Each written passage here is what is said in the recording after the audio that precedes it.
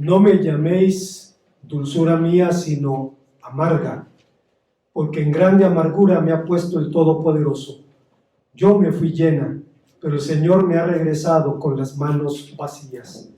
Tal vez no exista en toda la Biblia palabras femeninas que expresen mayor frustración que estas, pronunciadas, por cierto, por una de sus heroínas más célebres.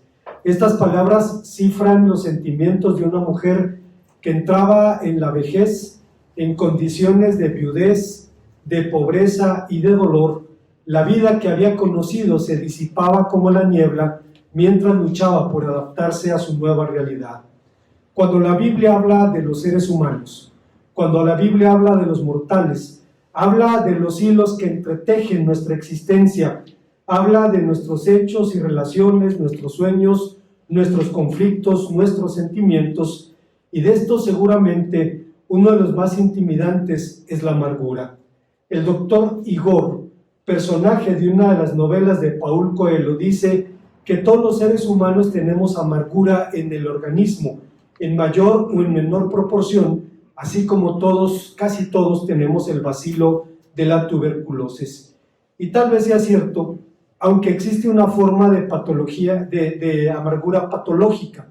La Sociedad Americana de Psiquiatría la denomina trastorno de amargura postraumático.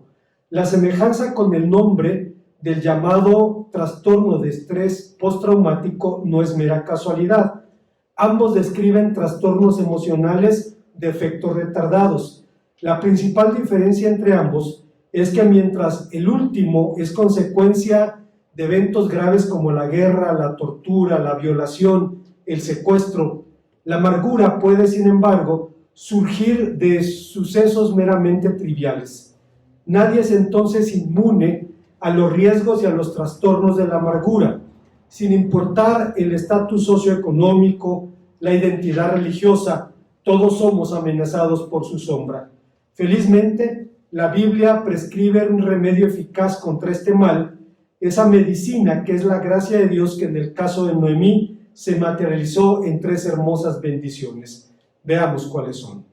Antes, hermanos, de pensar en las enseñanzas de nuestro pasaje, quisiera comentar que hace algunos años tuve el privilegio de compartir un estudio sobre los libros históricos en el seminario de Lomas Verdes, y fue necesario preparar el material para compartirlo con los estudiantes, y una enorme sorpresa para un servidor fue descubrir que uno de los libros del Antiguo Testamento sobre los cuales más se ha escrito en los últimos años es el libro de Ruth.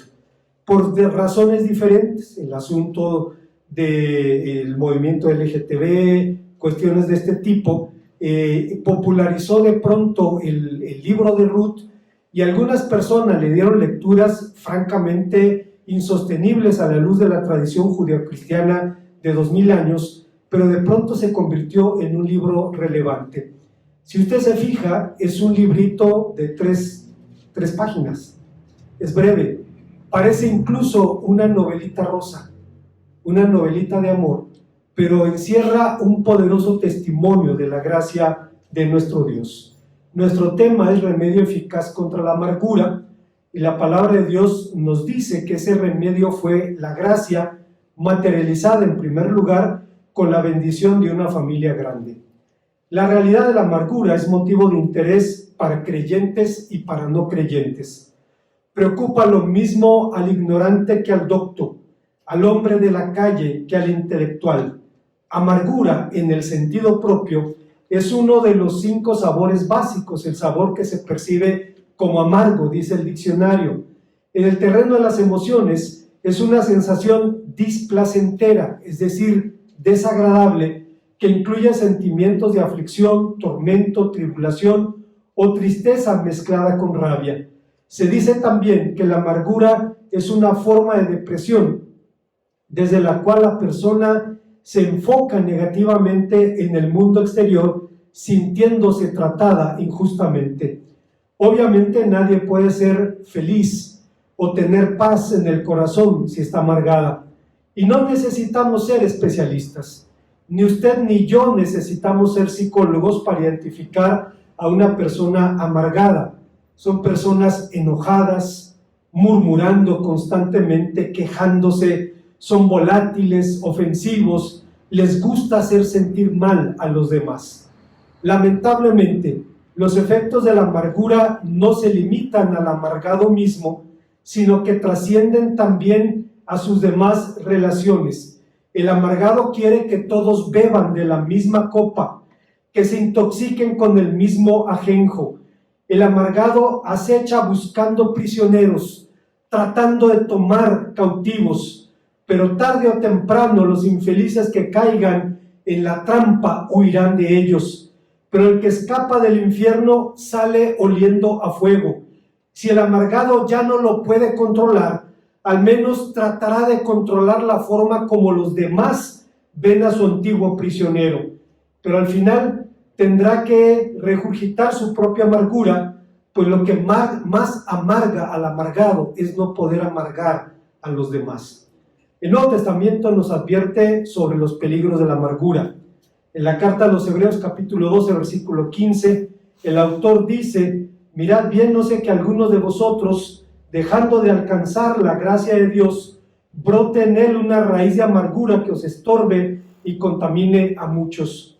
En este texto, la palabra amargura, la palabra griega pikrias, significa punzar. Es el equivalente a la palabra hebrea mará, que significa más bien algo pesado, es un verbo de estado, un verbo estativo.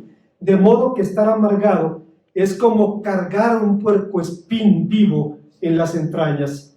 Hasta cierto punto, sin embargo, podemos explicar la amargura de Noemí. Hablar de la familia de Elimelec Efrateo, su difunto marido, es hablar de la más rancia aristocracia judía. Elimelec descendía de uno de los padres fundadores, descendía de Caleb el conquistador, dice 1 Crónicas 2:19, y por tal motivo la tradición judía afirma que esta familia vivía holgadamente y que la única razón de su migración de la tierra de Moab fue simple egoísmo. No querían ser molestados por sus vecinos y parientes que empobrecidos acudían a tocar su puerta en búsqueda de ayuda. Egoísta es un hombre duro. A nadie le gusta que le cuelguen ese San Benito, que le pongan ese cartel, y por esa razón el egoísmo puede esconderse detrás de máscaras más amables, como el pacifismo, que frecuentemente no es otra cosa sino indiferencia activa. Algunos elementos del relato parecen insinuar la antigua prosperidad de Noemí. Ella lamentaba diciendo haberse ido llena y regresar con las manos vacías. Su retorno dejó perplejos a quienes la habían conocido, que asombrados preguntaban: ¿no es esta Noemí? Y no podían creer que fuera la misma mujer que habían conocido años atrás.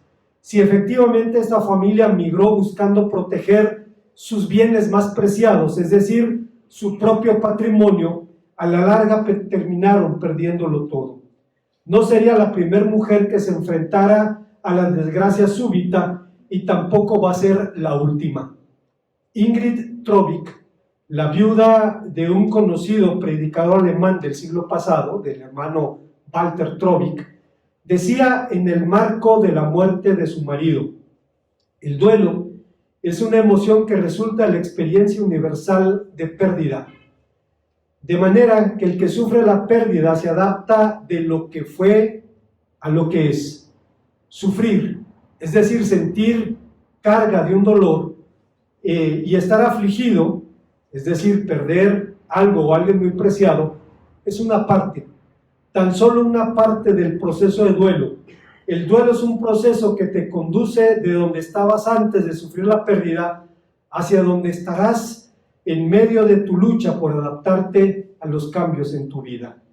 La vida de Noemí se vio asolada por el infortunio repentino, pero fue justamente en ese momento que Dios manifestó su gracia y lo hizo de forma inesperada. Obró por medio de su antigua nuera. Ruth era una mujer extranjera a quien Noemí había ordenado que regresara a su familia.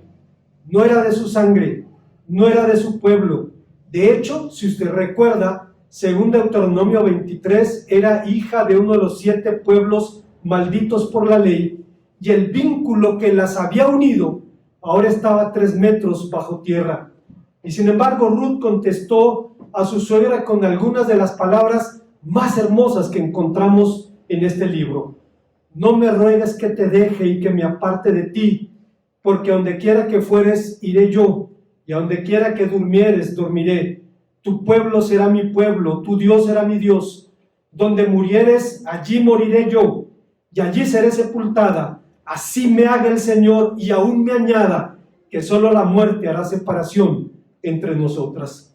Desde esta declaración, el nexo que unió a estas mujeres se convirtió en un vínculo vivo, el vínculo de la fe.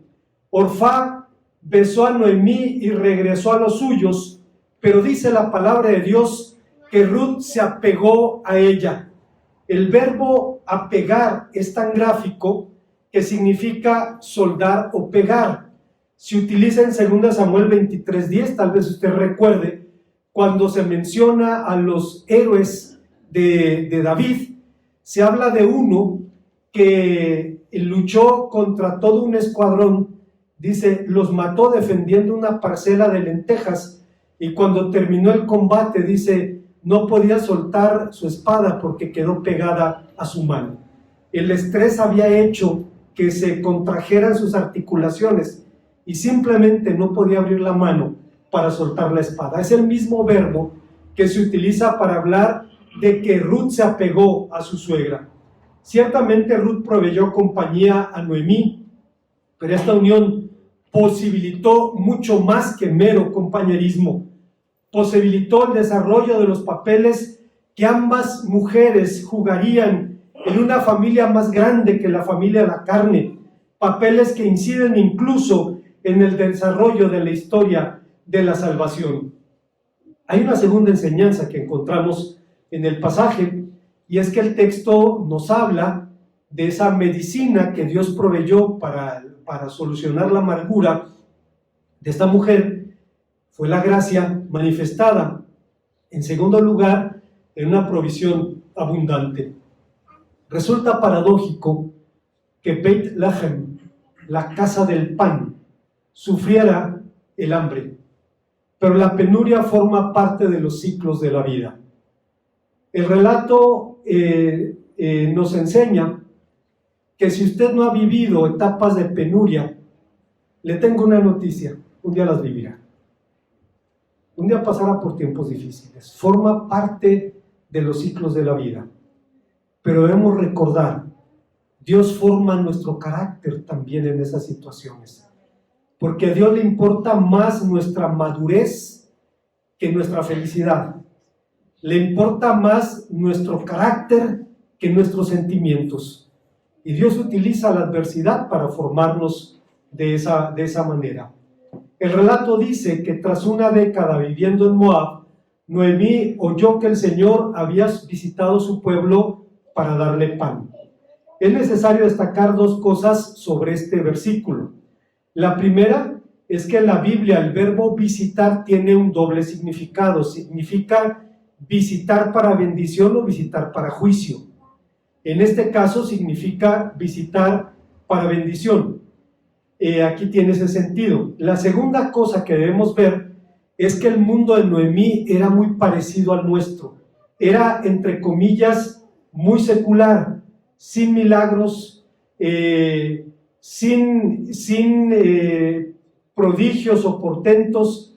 El elemento sobrenatural estaba casi ausente, pues solo en 2 ocasiones se manifiesta en este libro la mano invisible de Dios, en el capítulo 1, versículo 6, diciendo que Dios le dio pan a su pueblo, y en el 4, versículo 13, que dice que Dios le dio un hijo a Ruth. De modo que Noemí emprendió el retorno a su tierra.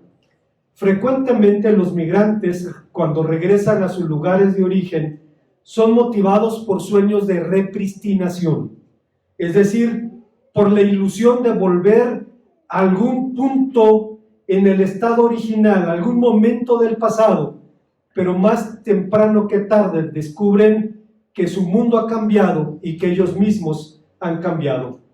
He tenido, hermano, la oportunidad de volver a mi ciudad y al barrio donde crecí.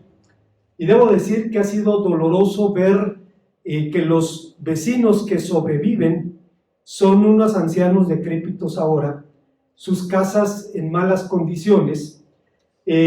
Obviamente, hermanos, el ojo no se ve a sí mismo. Es decir, si alguno de ellos me reconociera, no sería el niño o el adolescente que vivió allí. Recordarían a un niño o un adolescente, no un viejo que un día se presenta allí con cara de desolación. Así que ahora, vieja, viuda y pobre, Noemí volvió a su tierra porque sentía que Dios le había dado la espalda en Moab, dice el capítulo 1, versículo 21. Esperaba recobrar su vida, pero para ello dependía de la buena voluntad de sus familiares o de los familiares de su difunto marido, que hasta ese momento no habían mostrado interés en redimirla. Y una vez más, la ayuda llegó de la forma inesperada, por la persona inesperada, en vez de llegar por la mano de sus parientes que estaban en mejores condiciones, llegó por la mano de una mujer extranjera y viuda como ella. Llegó de Ruth. Noemí no tenía idea del papel que Ruth jugaría en la última etapa de su vida, pero el retorno a Belén no remedió de manera mágica sus males, y la lucha por la supervivencia simplemente entró en una nueva etapa. Era necesario hacer algo para sobrevivir, así que como extranjera y como viuda, Ruth fue a espigar amparada por la ley de Moisés.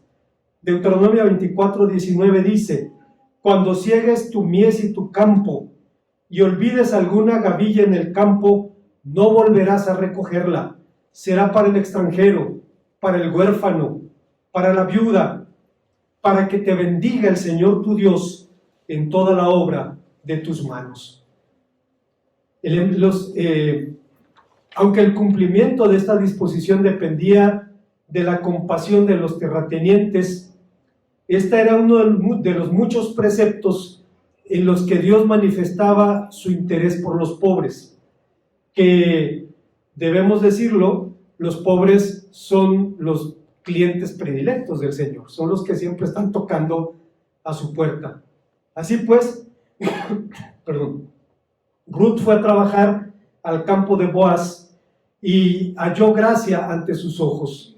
El hacendado no solo le permitió recoger espigas caídas, sino entrar en los campos no segados, tomar del agua y de los alimentos de los peones. Dio instrucciones para que no se le molestase ni avergonzase, y al final del primer día, los esfuerzos de la moabita produjeron 20 kilos de cebada, y continuó así, acudiendo a los campos de Boaz hasta el final de la cosecha. De momento el problema del sustento estaba resuelto, pero era necesaria una solución definitiva. Sin embargo, una solución definitiva planteaba un terrible dilema. Si Ruth se casaba, Noemí quedaría sola. Si Noemí era redimida, Ruth quedaría fuera de la ecuación. Y para solucionar este problema, y es algo asombroso, hermanos, como dos rabinas, como dos intérpretes de la ley, unieron dos preceptos distintos en uno solo. La interpretación que hicieron de la ley fue tan sabia para que sirviera a dos mujeres vivas y no a dos hombres muertos. Entendieron que la meta de la ley es la vida, como dice Deuteronomio 30:16, y anticiparon por más de 1000 años la enseñanza del Señor Jesús, quien en Mateo 2:27 nos enseña que la ley fue creada por causa del hombre y no el hombre por causa de la ley. Noemí aconsejó entonces a Ruth que buscara a Boaz para pedirle que cumpliera con el doble deber de redimir y de perpetuar el nombre del difunto. Le dio instrucciones precisas: te lavarás pues te ungirás, vestirás tus vestidos e irás a la era, mas no te darás a conocer al varón hasta que él haya acabado de comer y de beber, y cuando se acueste notarás el lugar donde se acueste, e irás y descubrirás sus pies, y te acostarás allí, y él te dirá lo que debes hacer. Para algunos intérpretes, este era un acto de seducción. Para los impuros, todo es impuro. Recuerdo una comentarista bíblica brasileña, Mercedes López, que decía, la mandó a una noche de pasión y de lujuria. Una imaginación demasiado fértil. Y siempre que leo este pasaje, recuerdo la historia de Tamara Garina. Tamara Garina fue una actriz del viejo cine mexicano. A los 15 años estalló la Revolución Rusa en 1917 y ella fue impactada por la revolución. En algún momento conoció a un piloto, no sé si era del Ejército Rojo de o de los rusos blancos. Lo cierto es que este piloto la tomó bajo su protección. Ella tenía 15 años. Dice, dormía conmigo todas las noches para que nadie me molestara, dice, pero no me tocó un solo cabello. Dice, cuando fue posible huir, me mandó a México. Dice que escapara allí. Y decía Tamara Garina, cada vez que veo un avión o lo escucho en los aires, recuerdo al hombre que me protegió y no me pidió nada a cambio. Dice, no me tocó ni siquiera un cabello. Dice, un hombre que me protegió, no sabía si tenía hermanas o hijas el hombre. Lo cierto es que fue su protector. Y dice, jamás hizo nada de lo que tuviera que avergonzarme. Para algunos era un acto de seducción. Sin embargo, quien dice esto, lo hace por ignorancia de la palabra de Dios. Extender una prenda de ropa sobre alguien aludía a la idea de protección, como Dios le dice a Israel en el libro de Ezequiel capítulo 16 versículo 8, yo tendí sobre ti mi manto, como es la costumbre, para declararte legalmente mi voto matrimonial. Al descubrir Boaz que alguien dormía a sus pies, preguntó, ¿quién eres? Y ella respondió diciendo, soy Ruth, tu sierva. Extiende el borde de tu capa sobre tu sierva, por cuanto eres mi redentor, mi pariente cercano. Hay una tercera y última enseñanza en el pasaje. El texto nos habla del remedio eficaz contra la amargura. Ese remedio es la gracia, manifestada en último lugar en la bendición de una misión gloriosa. La tercera bendición que Noemí recibió de la gracia apuntaba al desarrollo de un papel que le daría sentido de trascendencia. ¿Qué es el sentido de trascendencia? Es, según la definición, la capacidad del ser humano de experimentar la vida o actos de la misma como parte de una totalidad más amplia en el contexto en el que ésta cobra un significado de misión. De este significado brota el sentido de responsabilidad, de armonía, de paz, de entusiasmo. El sentido de trascendencia confiere el significado a la vida frente a la mera casualidad o al absurdo. Permite pensar en la vida individual como parte de una trama, un plan o un propósito. Nos da con ello la esperanza de que podemos esperar un mundo mejor y que es posible librarse del mal voluntario y que nuestros esfuerzos para lograrlo no son en vano. El sentido de trascendencia permite experimentar un estado de conexión, es una experiencia del ser, del pertenecer y del cuidar. Me gusta esta definición porque es lo que pasó con esta mujer.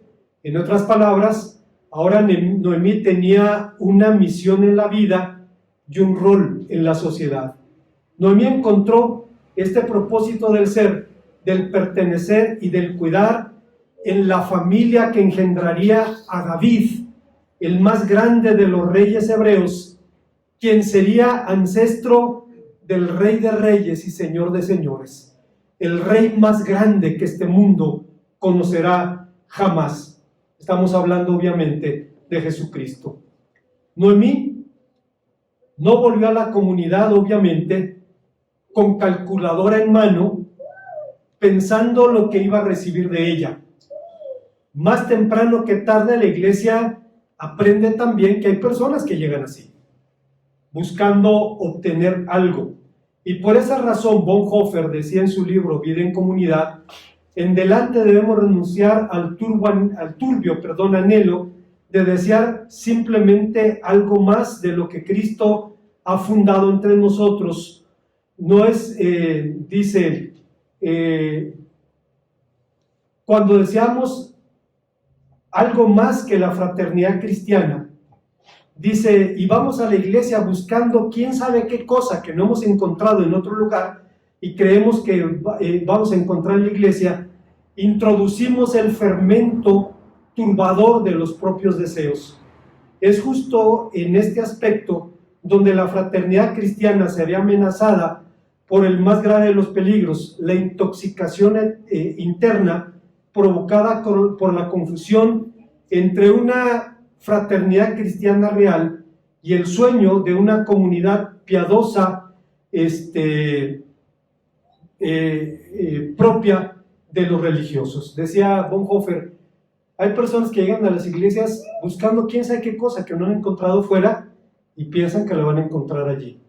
Dice, pero están persiguiendo sus propios sueños, su propia idea, introduciendo el fermento de la división. Dice, desde el principio. Bonhoeffer reconoce, apenas se reúnen 3 o 4 personas, empiezan a medirse, a verse y a calificarse. Y es cierto porque forma parte del instinto de supervivencia. Quiero saber con quién me estoy relacionando. Dice, pero en cuanto empiezo a juzgar y a calificar, dice, automáticamente introduzco el fermento de mi propio deseo. No era el caso de esta mujer. Volviendo a nuestro relato, curiosamente, una de las más fuertes objeciones a la veracidad histórica de este libro es el hecho de que sus héroes llevan nombres que describen sus papeles. Noemí significa dulzura mía, Mará, amargura, Ruth, amiga, Orfá, nunca, Mahlón, enfermedad, Quilión, aniquilamiento, Boaz, fortaleza. Y sin embargo, a diferencia del otro libro femenino de la Biblia, estamos hablando del libro de Esther, el de Ruth nunca suscitó debate sobre su canonicidad. Nadie puso bajo cuestionamiento si era un libro inspirado o no. Ya en el siglo I, tanto autores judíos como cristianos lo citaban como inspirado y lo incluyeron sin titubeos en la Biblia. El historiador judío Flavio Josefo diría respecto a esta obra: me vi precisado a relatar la historia de Ruth porque me propuse demostrar el poder de Dios que sin dificultad puede elevar al que es humilde de origen a la dignidad y al esplendor al que elevó a David a pesar de su procedencia. Dice Flavio Josefo, este es un testimonio de la gracia de Dios. En otras palabras. Pero hay más. En la tradición judía, Ruth es llamada la madre de la realeza. Pero si Ruth sería la madre de la realeza, la madre de los reyes, ¿cuál sería el papel de Noemí en esta historia? Se convirtió en la madre de Obed. Ruth engendró un hijo, pero no para el difunto marido, como la ley establecía, ni siquiera para el marido vivo, sino para Noemí. Las mujeres de Belén al menos pensaron eso cuando dijeron, le ha nacido un hijo a Noemí, y lo nombraron Obed, que significa siervo o esclavo. Obed serviría a Noemí como el restaurador de su alma y el protector de su vejez. Esto me recuerda, hermanos, al libro de Génesis, que nos dice que José vio a sus descendientes hasta la 4ª generación. El retiro de José fue un sueño dorado, no porque tuviera una finca a orillas del Nilo, sino porque tuvo la bendición de tener a sus nietos, a sus bisnietos, a sus tataranietos en sus rodillas. Si usted todavía no es abuelo, es altamente recomendable. Es una bendición que llena de gozo la vida. Es entender lo que dice la Biblia: y verás a tus hijos y a los hijos de tus hijos. A veces, hermanos, cuando conocemos a nuestros descendientes, nos preguntamos a quién se parece. Y recuerdo a la hermana Silvia Saldívar. Sus antepasados fundaron un pueblo en Zacatecas, un pueblo evangélico, hace 4 generaciones. Y la hermana tiene una foto de su familia, una foto que tiene 100 años. Hay unas 300 personas allí, y dice la hermana: mira, aquí estamos todos, y empieza a verlos, señalar los rostros de antepasados que son idénticos a ella y a sus hijos, y seguramente es así en cada caso, hermanos, pero no tenemos la foto completa. Si bien nos va, conocemos 2 generaciones de nuestra familia, no más que eso. Así es que esta mujer tuvo la bendición de disfrutar de la alegría de criar a esa criatura. Ruth no la engendró para el marido difunto, ni para el marido vivo. Las mujeres de Belén dijeron: le ha nacido un hijo a Noemí, y ese nombre que le pusieron, Obed, sería una descripción de su carácter y de su misión. Noemí terminó sus días viviendo en el paraíso de José. El paraíso de José no fue una finca de retiro a orillas del Nilo, ni la honra ni la gloria de Egipto, ni todas sus riquezas. Fue la bendición de criar a sus nietos y a los hijos de sus nietos sobre sus rodillas. Génesis 50, 23. Como alguien dijo acertadamente, ahora Noemí tenía un tesoro más valioso que su papel de suegra. En su vejez se le había restituido la pérdida de sus propios hijos. Ahora se le presentaba la oportunidad de ser madre tribal de una numerosa y floreciente familia. Como conclusión, alguien podría decir: si en la Biblia tenemos tantos motivos de alegría, ¿por qué hablar de la amargura? La respuesta es simple: porque la Biblia habla de ella. La Biblia habla del gozo y habla del dolor, habla de la alegría y habla también de la tristeza.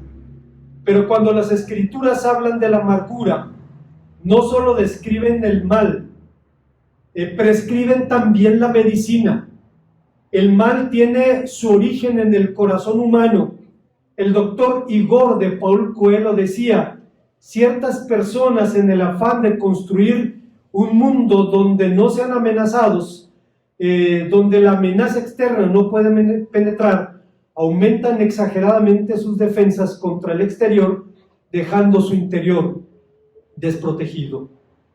No sabemos si efectivamente Noemí migró a Moab por egoísmo, buscando proteger lo que más amaba, pero cuando alguien centra su vida en sí mismo, abre la puerta a la frustración y a la amargura.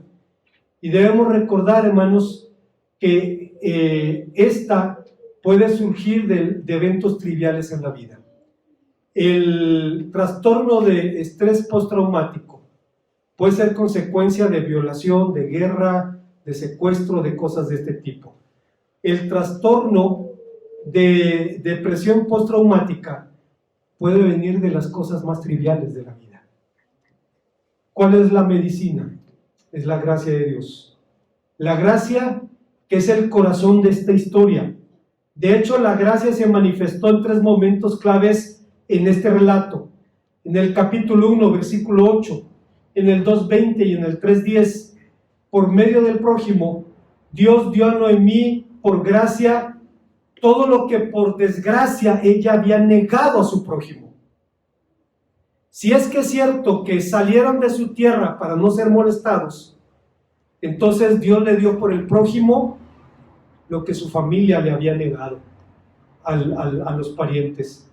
Le dio empatía, compasión, solidaridad, generosidad que se manifestó en una familia grande, en una provisión abundante y en una misión gloriosa. Esto resulta por demás interesante porque hasta donde se sabe no hay tratamientos farmacológicos contra la amargura. No existen píldoras de miraculina emocional. La miraculina es una sustancia que existe en un fruto africano que convierte lo amargo en dulce. Las madres africanas se untan la miraculina, la fruta, en el pecho para que el niño beba más leche. Estimula a las criaturas porque es muy agradable el sabor. Pero eso no existe en el terreno emocional. No existe algo que cambie lo amargo en dulce. Su terapia se dirige más bien a ayudar al amargado a cambiar su perspectiva de la vida, a aprender a tomar distancia de sí mismo, a desarrollar empatía hacia quienes considera agresores y aceptar sus emociones no deseadas, a contextualizar los sucesos de la vida y a relativizar sus aspiraciones y perspectivas a largo plazo. En síntesis, con todo su encanto, el libro de Ruth no es una novelita rosa, no tiene un final de telenovela en donde los buenos siempre terminan jóvenes, ricos, hermosos y amparados por un seguro de cobertura total contra el infortunio. Por sí mismos, ni las pérdidas de los seres amados, ni la vejez, ni la pobreza, ni el exilio o la amargura son vivencias envidiables ni hacen feliz a nadie, pero pueden convertirse en un patrimonio espiritual. Pueden materializar la promesa del Señor Jesús, quien dijo: bienaventurados los que lloran, porque ellos recibirán consolación. Y pueden hacer que el creyente, decía el apóstol San Pablo en 1 Corintios 1:4, sea consolado para consolar. La base de los organizaciones de ayuda mutua, AA, comedores compulsivos, etcétera, es la identificación. El alcohólico va y cuenta allí lo que hace y lo que es, y nadie lo va a juzgar por eso, porque todos cojean de la misma pata. Y cuando termine de hablar le van a aplaudir. Puede hablar disparates. Yo fui muchos años a AA acompañando a personas con problemas de alcohol y escuchaba historias de vaqueros que contaba el que estaba allí hablando, y le decía a mi amigo: oye, nos está contando las abuelas, está contando historias de vaqueros. Dice: sí, todos lo sabemos, pero se trata de que hable, de que saque lo que trae adentro. Dice: y cuando pueda expresarse de esa manera, le abrió la válvula a la olla de presión y siente alivio y evita de esa manera la tentación del alcohol. Bueno, Pablo ya lo había dicho antes: somos consolados para consolar. El libro de Ruth tiene un final bienaventurado, que es la verdadera felicidad bíblica. Tiene un final en el que el ser, el pertenecer y el servir se entretejen para darle sentido a la vida, para materializar los propósitos redentores de Dios para un mundo como este. Felizmente, la amargura de Noemí, de esta casi Job femenina, describió, como Martín Lutero lo haría después, que la gracia actuó sola, que Dios le salió al encuentro por amor, por ese amor del que Matthew Henry diría hace 300 años: Dios puede abrir fuentes para nuestra provisión donde menos lo esperamos, aguas en el desierto, ríos en la soledad. Quien en este desierto de la vida sigue los caminos de Dios puede confiar seguro en su provisión, las gracias y los consuelos del Espíritu Santo son comparables a ríos de agua viva. Estos fluyen de Cristo, quien es la roca. No hay nada que pueda satisfacer o contentar las necesidades o los deseos del alma, sino el agua que sale de la roca, de esta fuente que está abierta en nuestro favor. Los placeres de los sentidos son agua de la charca, pero los deleites espirituales son agua de la roca, puros, claros, refrescantes, son ríos de placer. Una vez más, hermanos, es asombroso que un libro que tiene 3 páginas, 2 páginas, sea un testimonio tan poderoso de la gracia de Dios. En medio de vivencias humanas está la gracia, llevando al mundo al fin que le glorifica. Tomaría esta mujer amargada, que reclama para sí ese nombre, y la convierte en protagonista de la historia de la redención. Creería a Obed, Obed a Isaí, e Isaí a David, el más grande de los reyes hebreos, de cuya simiente vendría al mundo el Rey de Reyes y Señor de Señores. Termino con esto. Se cuenta que el señor Benjamin Franklin, cuando fue como embajador de las 13 colonias de la República Norteamericana a Francia, fue invitado, como era un hombre tan brillante, a un certamen literario por una asociación de escritores ateos. Él aceptó la invitación, tomó el libro de Ruth, le cambió los nombres, algunos detalles, y lo entregó y ganó el primer premio. Y entonces dijo a sus amigos ateos: siento mucho decepcionarlos, pero este libro ya había sido escrito. Está en la Biblia, están premiando un libro de la Biblia. Están premiando la palabra de Dios. Me asombró, hermanos, porque hace algún tiempo estaba preparando un tema sobre el libro de Job y descubrí cuántos escritores contemporáneos parafrasearon la historia de Job con un éxito sorprendente. La Biblia, hermanos, tiene esa profundidad porque toca la condición humana en su punto más bajo y habla también de la gracia de Dios, de esa gracia, de ese favor inmerecido que Dios derrama sobre nuestras vidas. Una historia intensa en donde Dios nos dice cuál es la medicina eficaz contra la amargura. Es su gracia. Bendito sea su nombre. Oremos al Señor. Gracias, Padre Santo, por tu palabra, porque nos permite recordar quién eres y lo que haces. Al final protagonizas esta historia y nos permites entender que también somos parte de ella, que también hemos sido beneficiados, Señor, por esta misericordia con la que nos has salido al encuentro y nos has llamado a ser tus hijos. Bendito seas por esto, en Cristo Jesús.